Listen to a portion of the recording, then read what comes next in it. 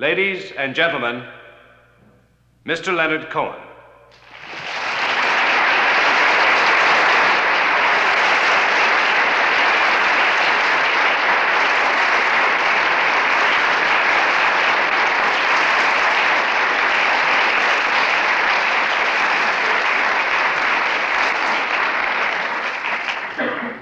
The other time I was in quarters such as these was in the Verdun Mental Hospital in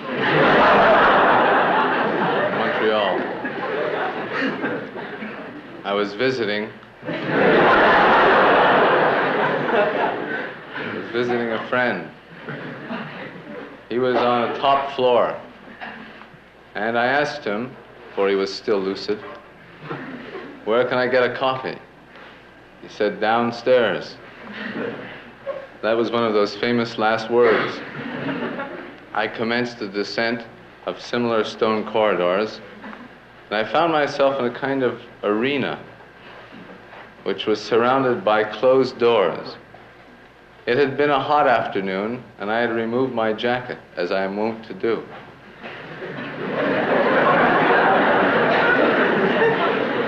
I had left it with my friend, who, though mentally ill, was no thief.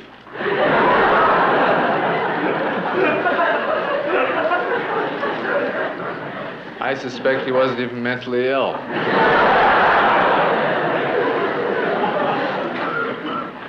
He was doing this instead of college. I stood watching the 4 or 5 doors, wondering about all the possibilities, except the one that occurred. The door opened, and 2 large men in white uniforms walked out. And they said, "Where are you supposed to be now?"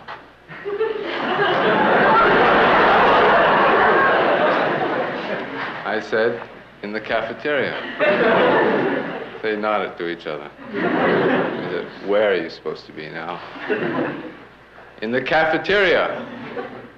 Well, you see, as their questions continued, my answers, which had started innocent enough, began to sound like I was protesting too much.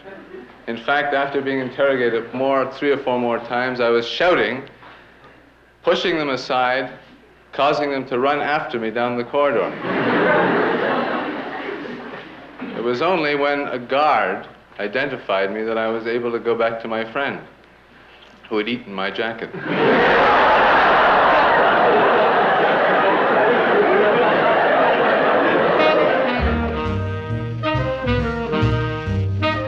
Out of the crowds of Montreal has come a singular talent with 4 books under his belt and a growing reputation. He is not primarily a stand-up comic, but a novelist, a poet, and a very confident young man.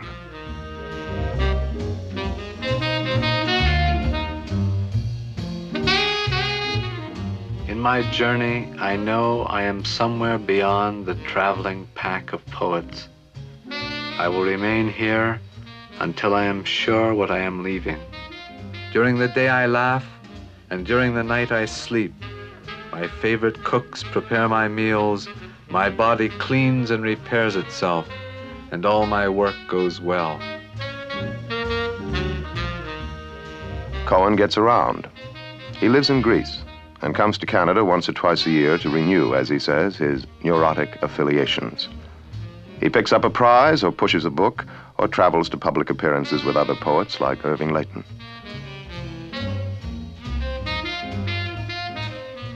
He was not born into this life. He was born into a well-to-do Jewish family dedicated to the clothing business.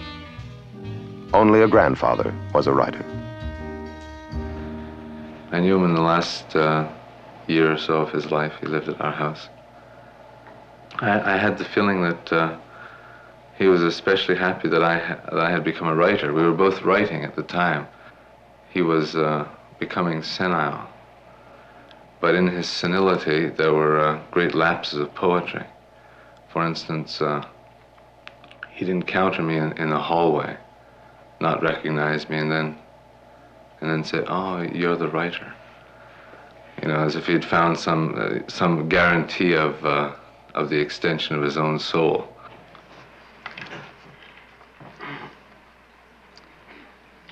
His blood On my arm is warm as a bird. His heart in my hand is heavy as lead. His eyes through my eyes shine brighter than love. Oh, send out the raven ahead of the dove. His life in my mouth is less than a man. His death on my breast is harder than stone. His eyes through my eyes shine brighter than love. Oh, send out the raven ahead of the dove. Oh, send out the raven ahead of the dove. Oh, sing from your chains where you're chained in a cave. Your eyes through my eyes shine brighter than love. Your blood in my ballad collapses the grave. Oh, break from your branches a green branch of love after the raven has died for the dove. Monsieur Cohen, 11 heures. Temps de vous lever. Merci.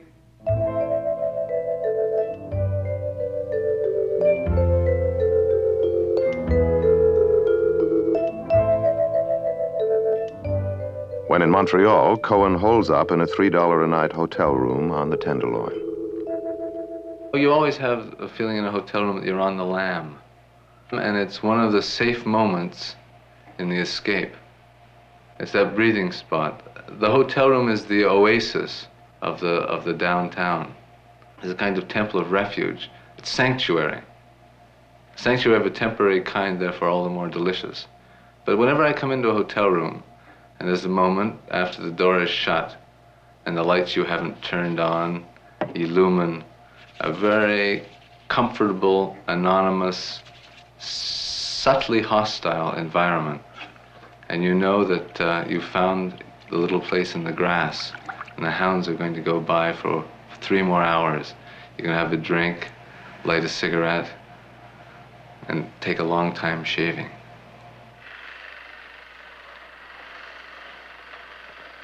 More? You like that, do you? There. Now, don't you look beautiful? I look better than when I started. Mm-hmm. Can you do something about my body? A lady journalist in Winnipeg once described him as having the stoop of an aged crop picker and the face of a curious little boy. His talent has been saluted by the international press. Canadian critics have called him the finest poet of his generation. He himself says he has chosen a path that is infinitely wide and without direction. This, he says, is a very good path for someone who moves in the funny way that he does. All right, we've got your concern. Your concern is Irving Layton and his survival, even more than the survival of the mass league. And Cohen's concern is my renunciation of the Canadian public. Is this true, or have you some other concern, Mr. Cohen, that you'd like to get off your chest right now? I haven't a single concern. Well, come on now. What do you care about, really? Don't you care about anything? How can you be a good poet and not care about something? No, I do the poetry, you do the commentary. No, but let's get this straight. Are you saying that that there's nothing that worries you, nothing that bothers you? How can you write poetry if you're not bothered by something? Are you? Well, I'm bothered when I get up in the morning. My real concern is to discover whether or not I'm in a state of grace. And if I make that investigation and I discover that if I'm not in a state of grace, I try to go to bed. What do you mean by a state of grace? It's a phrase that I've never understood. That's a state of grace is that kind of balance with which you ride the chaos that you find around you.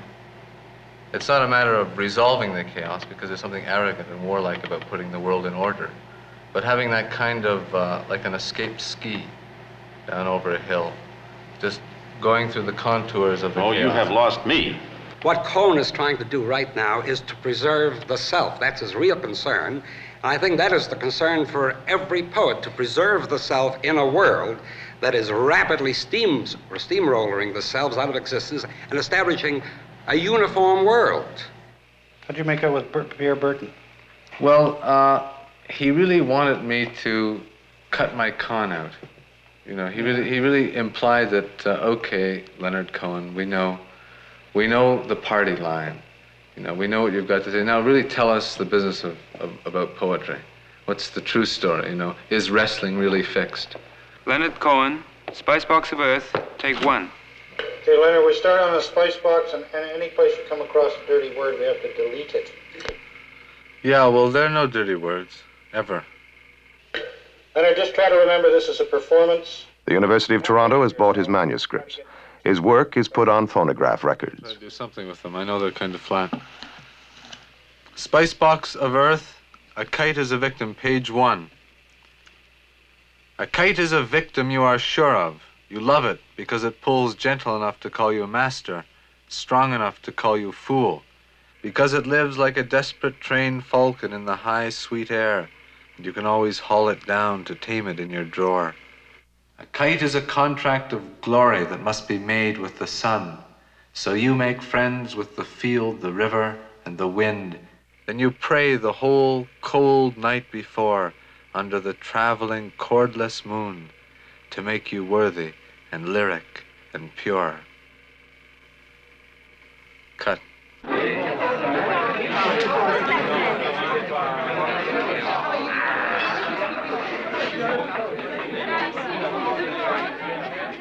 Leonard Cohen wants to be heard. He's been known to leave his mark on the wall of a favorite hangout.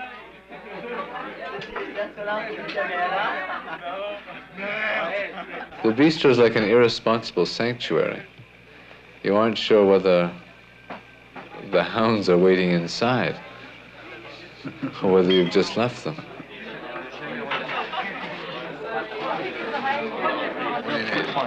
Double cognac.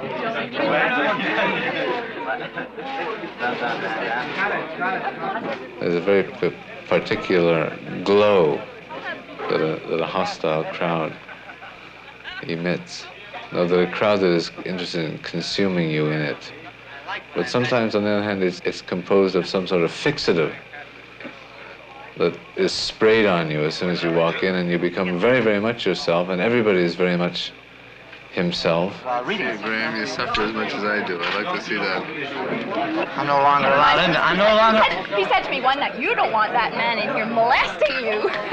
Yeah, sure. So he cuts me off.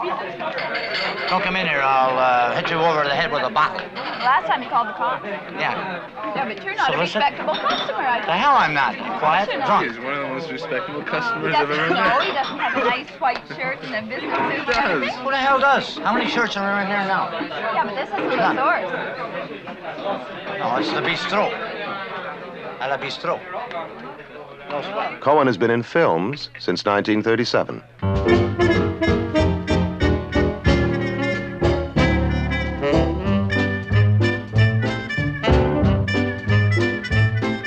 Here is a movie filled with the bodies of his family. His father aims the camera at his uncles, tall and serious, boutonnieres in their dark lapels, who walk too close and enter into blurdom. Now the boy and his cousins fight small, gentlemanly battles. The girls curtsy.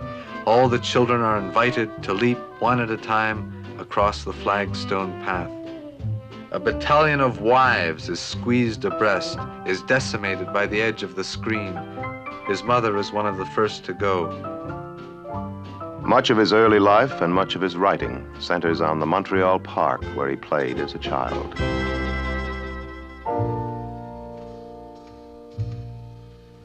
The park nourished all the sleepers in the surrounding houses. It was the green heart. It gave the children dangerous bushes and heroic landscapes so they could imagine bravery. It gave the nurses and maids winding walks so they could imagine beauty. It gave Cohen a place to meet girls so he could imagine love. He wanted to know everything about her. Was she allowed to listen to the shadow? Could she get gangbusters? Had she ever been called a dirty Jew? They fell silent, and the nurses and their blonde babies reasserted their control of the universe. They squeezed hands, kissed once when the light was low enough, coming golden through the prickly bushes. And they walked slowly home, not holding hands, but bumping against each other. Breveman sat at the table, trying to understand why he wasn't hungry. His mother extolled the lamb chops. His mother still lives in the house of his childhood, and he pays her periodic visits.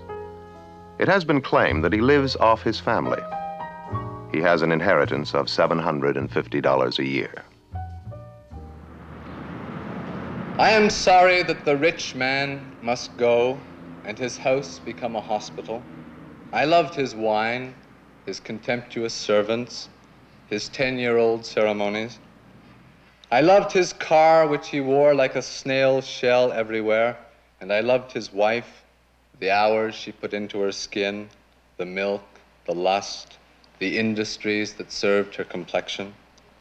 I loved his son, who looked British, but had American ambitions, and let the word aristocrat comfort him like a reprieve while Kennedy reigned. I loved the rich man.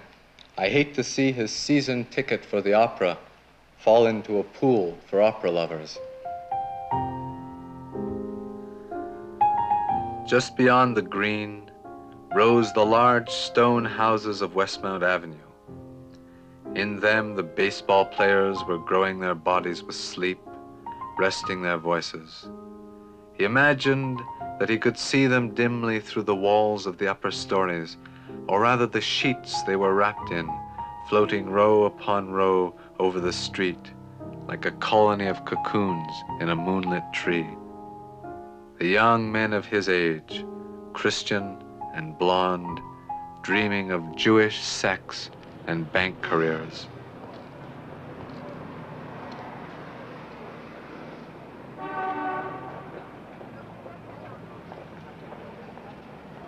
Cohen has broken with family tradition, but not with individual relatives. It may be a chance meeting with a wealthy cousin now living in Rio and in town for a visit, or lunch at the Ritz with an uncle. His wanderings are punctuated by chance encounters. He is generous with his friendship and with any money he happens to have. At the moment, he is very well heeled.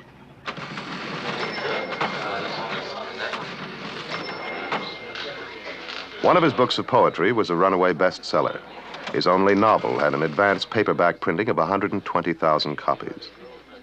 1964 was a very good year. With prizes and other fringe benefits, he earned $17,000. Before that, he earned next to nothing. And a return to poverty will have no noticeable effect on his way of life. Madame, est-ce qu'on peut commander quelque chose? Oui, monsieur, avec plaisir. Je voudrais un sandwich au fromage, puis un verre de lait, s'il vous plaît. Un verre de lait? Oui. Très bien, monsieur Cohen. Oui, merci. Cohen finds nourishment both in the crowds and in solitude. He finds it too in an ancient Chinese book of oracles called the I Ching. Do you really feel like staking your participation in the future on advice from the I Ching at this moment? Well, I'm willing to take guidance from the book. All right. You want this? Okay, right. Okay. You never know. Well, we might have to do 9. The I Ching dates back to Confucius, but was discovered by the Western world barely 50 years ago. Although it bears a superficial resemblance to a Ouija board, the great psychiatrist Carl Jung extolled the I Ching as a valuable tool to self-examination and to achieving insight into one's true personality.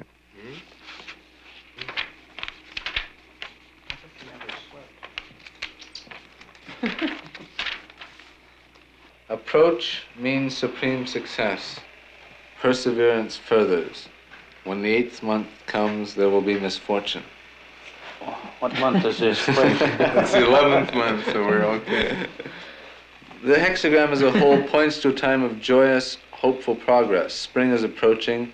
Joy and forbearance bring high and low near together. Joy and forbearance. Success is certain. But we must work with determination and perseverance to make full use of the propitiousness of the time. And one thing more, spring does not last forever.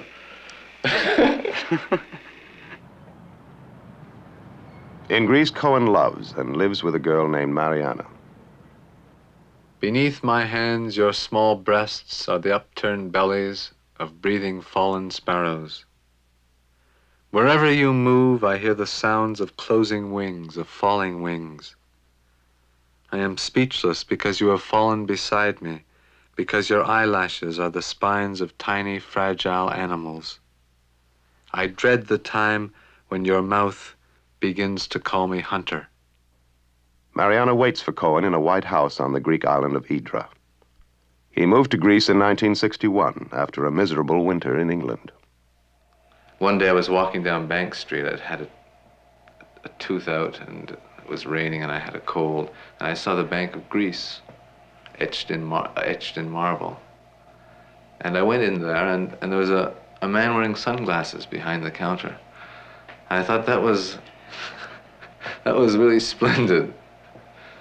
That was the most eloquent protest against the entire landscape that I'd seen, you know? He was wearing sunglasses in the bank and it only had moderate fluorescent lighting. Okay, the Rockford. Rockford είναι Δανία. Μπορώ να πάρω. Πώς, πολύ ευχαριστώ. Ευχαριστώ. Παρακαλώ. In Greece, he has picked up a strong working knowledge of the language. He is fascinated by the violence of the Mediterranean, but has developed a pronounced distaste for meat. This shows in his writings. Great torsos of meadow animals strung in glistening, flayed exhibitions. Heads piled in pyramids like park cannonballs, some of them cruelly facing a sausage display of their missing extremities. And further down the corridor, no recognizable animal shapes, but chunks of their bodies, shaped not by hide or muscle, but by cleaver, knife, and appetite. I think humanity, well, it's true that since I stopped eating meat, I feel a lot better among animals. I feel I can be much more honest when I pat a dog.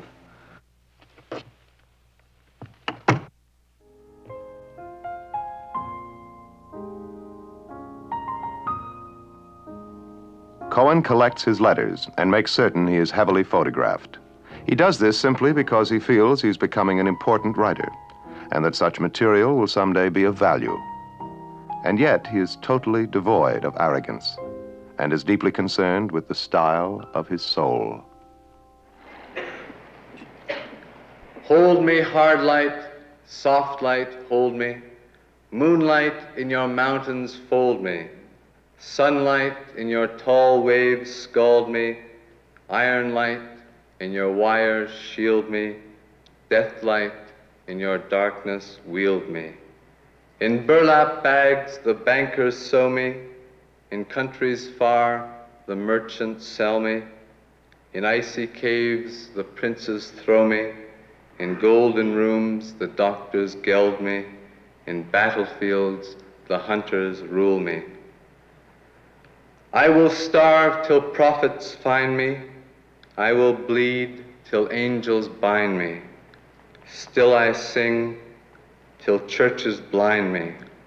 Still I love till cogwheels wind me. Well, hold me, hard light, soft light, hold me. Moonlight in your mountains, fold me. Sunlight in your tall waves, scald me. Iron light in your wires, shield me. Death light in your darkness,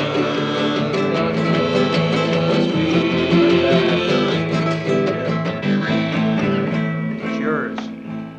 That's ours. Is that yours? Cohen's circle of real friends is small. One who stayed in the clothing business and makes a great deal of money is Robert Hirshhorn. Hirshhorn is one of the great tightrope acrobats of our century. He flirts with cliches, he dances with prototypes, but he escapes them all. He just dances between them. Another is a sculptor, Mort Rosengarten. Mort is one of the great gentlemen that anybody who knows him knows. He's organically a gentleman. He's one of my oldest and dearest friends. When you only have 4 or 5 friends, and lucky if you have that many. Then there's the painter, Derek May. He is the most irreverent person that I know, and his humor is based on the idea of upset. That's what he does with ideas. He rocks them like those toys, those boxing toys that never fall over. Little entrance.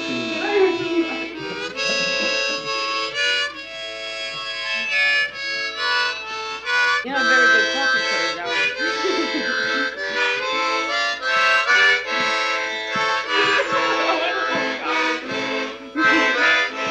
The slave of all things. We're having fun! We're winning! We're winning! We're winning the the party going. We're keeping the party going. This is, no, listen, seriously.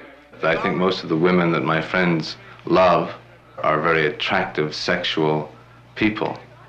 That is something which, happily, and for which we must bend our knees all the time, sexuality is general.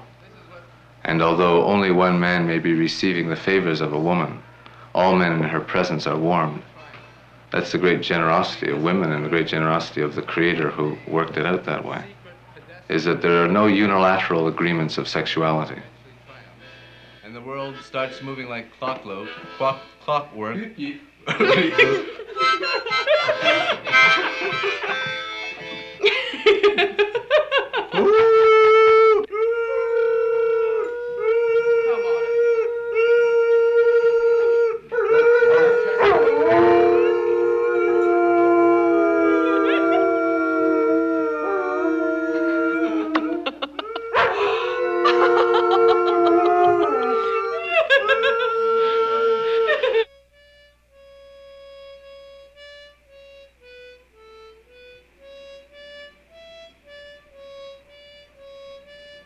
As the mist leaves no scar on the dark green hill, so my body leaves no scar on you, nor ever will. When wind and hawk encounter what remains to keep, so you and I encounter, then turn, then fall to sleep. Because what he sets up really are certain, and they're beautiful standards, but they're very definite standards of English humor. Well, I was going to say if William Wordsworth had stepped on immediately after, or Swinburne, it would have gone in beautifully, you know. Yeah. No, this was. And he was behind me all the time in the reading, and I know that, you know, he's with us. Cohen's interest in young people is genuine. He has a rapport with youth. He feels that he is a voice of this generation. And he listens to what it has to say. Quite amusing. Why? Well, it's just... The man didn't flub one single syllable, or blur or slur a single word. Cohen once wrote of academic gatherings as providing the poet with little more than opportunity for sexual conquest. But now he says he is anxious to preserve all of the species. He now moves easily in these surroundings. Still, he despises literary pretense and insists that poetry is not an occupation, but a verdict. The lunatic asylum, I mean, you can't resist that. And the right thing happened.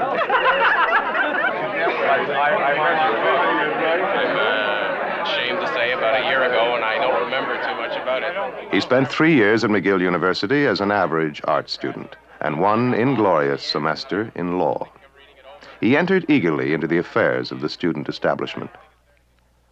His career as a big man on the campus was typically unorthodox. He won election as president of the debating union and then refused to call debates. He hated the concept of fraternities, but won election as president of a fraternity and then fought to retain its exclusive Jewish character. I don't like the way the evidence is building up. I'm at the Westmount. I've got Westmount. I've got the chauffeur. Yeah. And I've got the fraternity. I've got the politics. Yeah. Well, you got rid of the debating union. You know, all I have Didn't you almost get rid of the fraternity too? All I have to tell you now is that I was good in sports. And I've completely ruined the cliche of the poet forever. But that wasn't really true. You played hockey. I played a little hockey in public school. Up to the age of 12, I was about the 9th best defenseman in the class.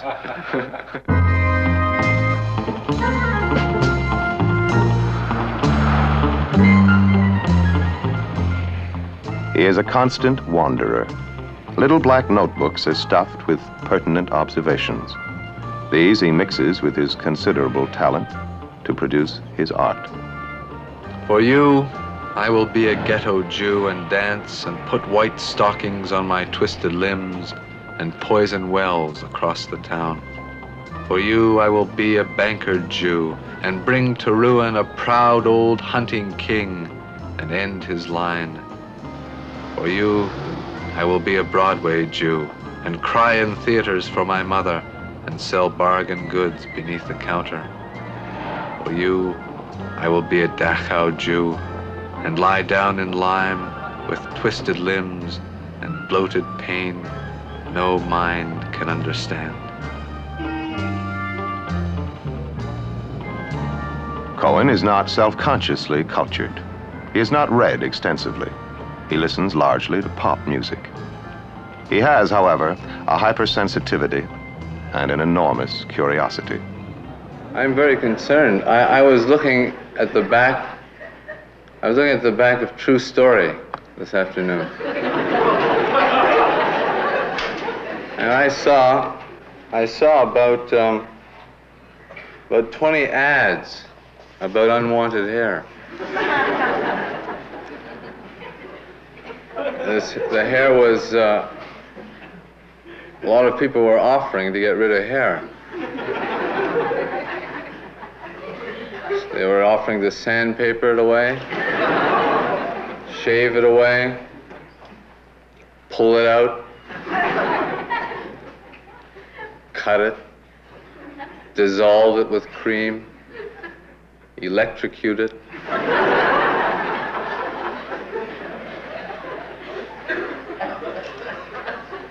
I mean, you're very concerned with unwanted babies, but nobody cares for unwanted hair. I think there should be a place for unwanted hair in this society. I think, at the very least, there should be a hair museum. I mean, there should be somewhere a hair asylum. There should be somewhere where middle-aged ladies' mustaches can reside. College beards abandoned for careers.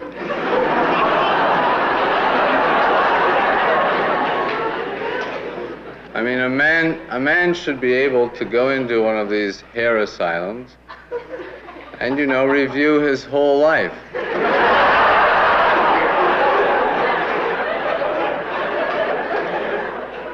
Montreal is still small enough to have one or two centers, one or two late-night centers. And into this funnel is drawn everyone who happens to be up that night, or at least a representation of the various groups operating in the night. And groups operating in the night always have a special kind of interest and a special kind of ritualistic atmosphere. And women? Not Greek women. No? Why not? Because Greek brothers feel very covetous about their sisters. Well, shotgun weddings. Not shotgun wedding, knife murders. Knife murders, great. That's all we need. And into these places, these special places in the city, and Ben's is one of them, is drawn this very urgent cross-section of people who have somehow committed the first rebellious act that a man can perform, refusing to sleep. That's the real rebellion against life and the generative process. That's the real human idea. I refuse to sleep. I'm going to protest the idea of sleep by turning night into day. I'm going to revel and drink and womanize all night. In this way, I show time, death, the natural process of destruction, decay, and regeneration. I showed all that with my mind and my will, I, man, triumph. So they come to Ben's. Maybe you're reading the wrong books. Yeah, I think you're Stop right. reading poetry. Maybe you should read poems. I don't read poetry, huh? Oh, you only write it? I hardly write it even.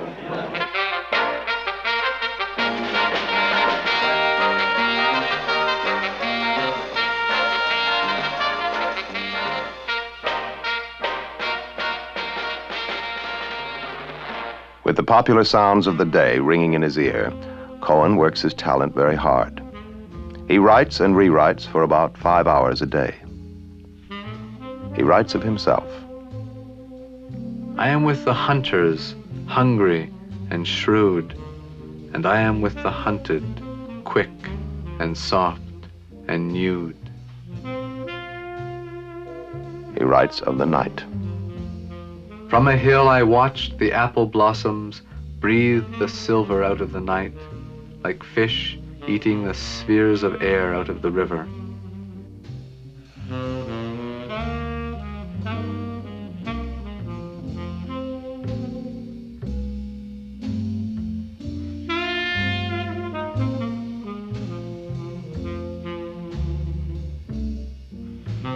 He writes of the drug addict and his needle. Under hard lights, with doctor's instruments, you were at work in the bathrooms of the city, changing the law. The spike hunts constant as a compass. He writes of a Greek harbor. The stony path coiled around me and bound me to the night. A boat hunted the edge of the sea under a hissing light. Something soft involved the net and bled around a spear. In 1961, he anticipated the Bay of Pigs invasion and went to Cuba. The real reason was a deep interest in violence.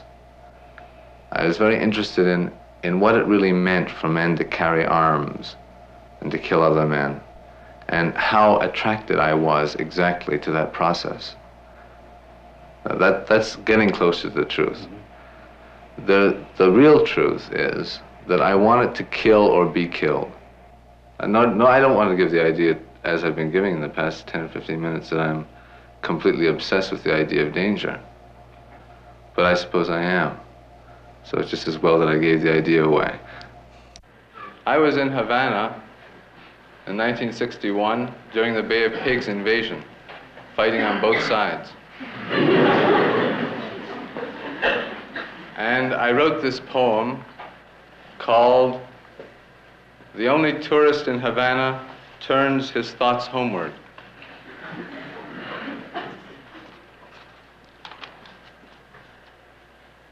Come, my brothers, let us govern Canada. Let us find our serious heads. Let us dump asbestos on the White House. Let us make the French talk English, not only here, but everywhere.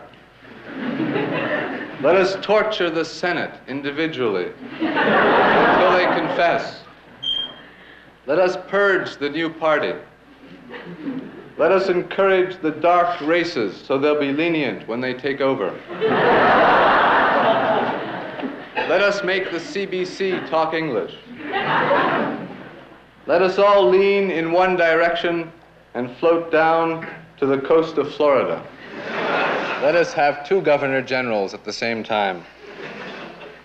Let us have another official language.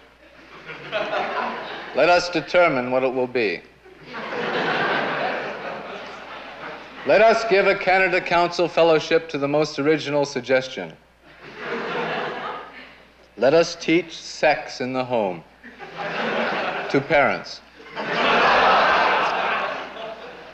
Let us threaten to join the USA and pull out at the last moment.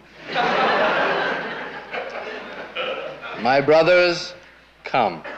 Our serious heads are waiting for us somewhere, like Gladstone bags abandoned after a coup d'etat. Let us put them on very quickly. Let us maintain a stony silence on the St. Lawrence Seaway.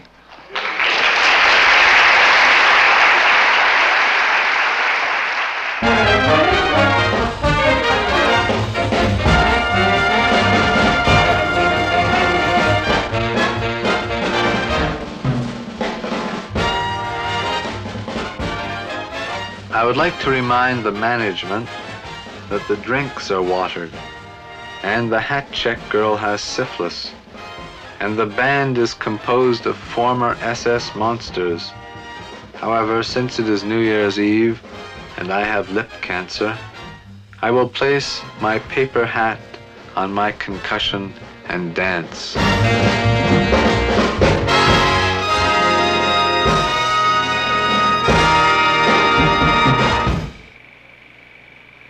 At the completion of the shooting of this film, Cohen was invited to a screening room to take a look at himself. It's a very privileged thing to be able to see yourself sleeping. I think it's an experience very few people have. That's right. But of course, the fraud is that I'm not really sleeping. It's a very privileged thing to think of yourself pretending to sleep. Yes, I think that's even more, that's a privilege of a higher and more esoteric order. Because there are some people who are very, very interested to know how they look when they're pretending.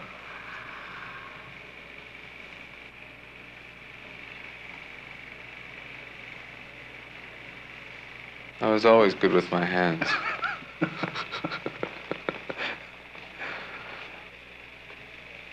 This is a situation which, for whatever the reason, a man has allowed a number of strangers into his bathroom.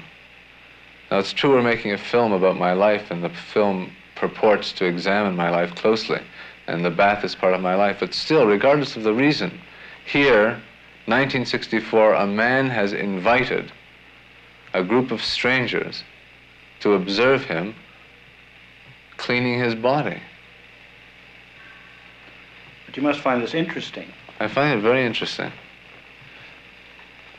I find it